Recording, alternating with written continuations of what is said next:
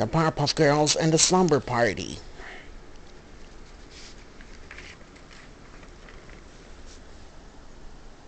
Sometimes Blossom, Bubbles, and Buttercup's good behavior ends when they pack pajamas and stay over with friends. The city of Townsville, one of the most interesting things about a phone that when it rings, you don't know who's calling until you answer it. Sometimes when the phone rang in the Cartoon Network house, it is for Jill. She is an eBay seller and online customers often order about buying stuff or call.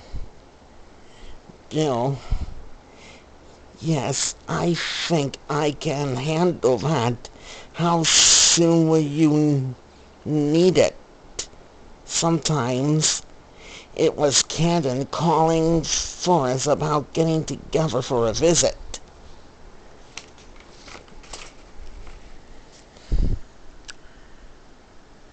Forest this weekend?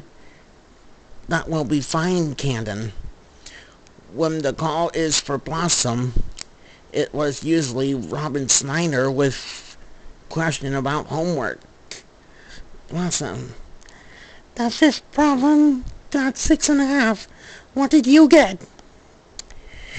When it was for Buttercup was almost always her best friend, Julie Bean, Glenn Coons. For you, Buttercup, it's Julie Bean. And Julie Bean almost always had some big idea. A tea party is just stuffed animal. Is a tea party for stuffed animals. Going to the attic and dressing up in grown-ups' clothes or organizing a sorority and using Farmer's Chicken Coop as a clubhouse. With permission, of course. Farmer, it's okay with me, but I think I should warn you. Oh, P.U. But today, Julie Bean was calling with her best idea. A slumber party tonight at a Cartoon Network hotel? Great idea, said Buttercup. Just a few dearest friends, said Julie Bean continually. You of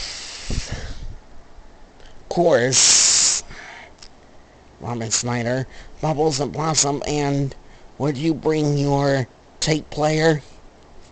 Robin Snyder and Bliss are bringing tapes, and Bliss is going to teach us the latest dance steps. I don't know.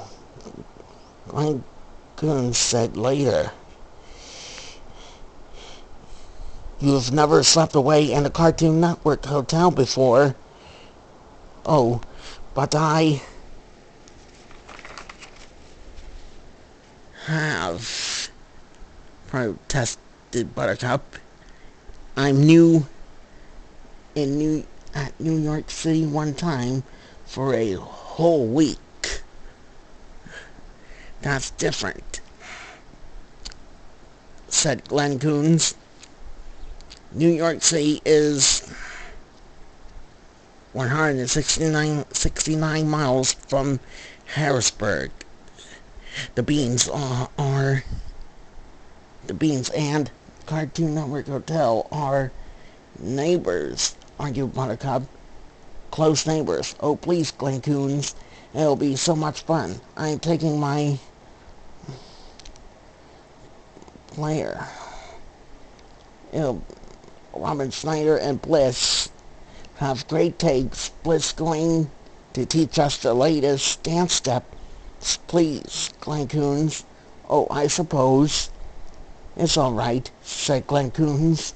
Come on, let's start getting you organized for this slumber party.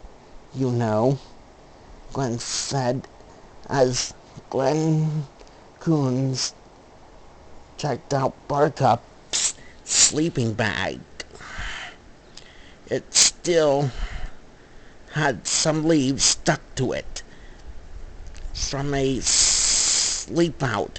Sleeping over at a house or hotel is a kind of special privilege, and something that goes with privilege is responsibility. Do you know what those words mean? Sure, said Buttercup. Privilege means being allowed to do stuff, and responsibility means not messing up. Now you remember what Glenn Coons told you about privilege and responsibility, said Jill as Buttercup shining off for Cartoon Network Hotel. Oh, I will, Jill. I will, she said. But Buttercup wasn't very far along the road to the Cartoon Network Hotel before she began thinking all about the fun and excitement she was going to have at the party. It didn't take long for those thoughts to push Glenn's advice about privilege and responsibility clear out of her mind.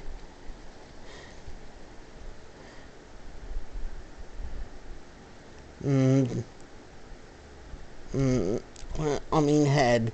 Another interesting thing about telephones is that they help news travel fast, especially news about parties. Robin Snyder told her other friends about slumber party, and they told their friends. Julie Bean did the same. Pretty soon the kids all from over the neighborhood were calling Julie Bean, asking if they could come to the party. Sure, she said, but bring some popcorn or soda. We don't want to run out. Princess Moorbucks didn't hear about the party by phone. She heard about it when she and her gang went to show Bliss her new boombox.